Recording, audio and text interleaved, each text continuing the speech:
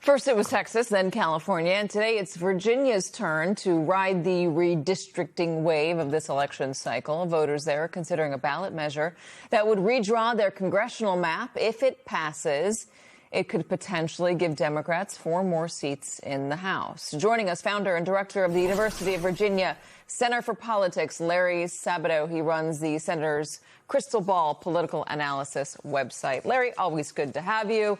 What are the chances that this passes? Virginia is light blue, or if you prefer, purplish blue. It's not California, and so you're not going to get a landslide. That's for certain. You're not going to get anything approaching Abigail Spanberger's 15-point victory last November. Most observers here think that the referendum will probably pass. I've noticed a lot of hesitation, not so much because of polling, public or private, but because people, in talking with their friends, hear surprising things. From Democrats, for example, they are concerned about the idea of having this kind of redistricting at mid-decade and what it could lead to, understanding that Texas did it because Trump approached them to do it, and so did Missouri, and so did North Carolina, and maybe Florida will do the same thing. So you have to fight fire with fire. You can't unilaterally disarm. So I would say, probably the odds are, given the Virginia electorate, that it will pass, but I don't think it's going to be anything close to a landslide. Well, isn't part of the way that this is written is that it will expire in 2030 and go back to the nonpartisan panel? That is absolutely correct. Of course, remember, you're still going to have the congressional districts that were set up now. They've already been passed.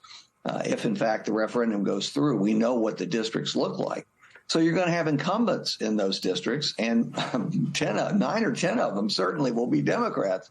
And incumbents tend to have an edge, in getting reelected. So, yes, you will have a return to the nonpartisan redistricting. But I wonder if those, quote, nonpartisan redistrictors or the state Supreme Court, if the legislature can't agree, it goes to the state Supreme Court. I wonder if they're going to oust that many incumbents. And of course, the incumbents can move to new districts that are established with an advantage being the incumbent. So 4 new seats potentially in Virginia. What is that going to mean for prospects for who controls the House? My guess is, and I'm guessing, Katie, I just don't think in the end in November it's going to be that close. The House usually isn't. I know it is now. 3 seats, or now I guess it's 4. With the resignation of the Florida Congresswoman just an hour or 2 ago.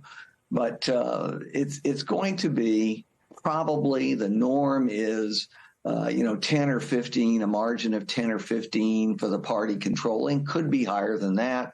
So do 4 seats make a difference? Of course, they give you some buffer in case things don't go your way in other districts. But odds are you're going to have the party that wins, and right now clearly leaning Democratic. And the newest poll has Democrats ahead in the generic ballot by 7 points, which is definitely enough to win the House. So, does it matter? Sure, it matters. You never know how these things are going to turn out until people vote. But as I say, the probability is that the party that controls the House will win by more than 3 or 4 seats. All right, Larry Sabato, always good to have you. Thank you for helping us understand what exactly is going on in Virginia today. Light blue, almost purple. Appreciate it. Sit tight.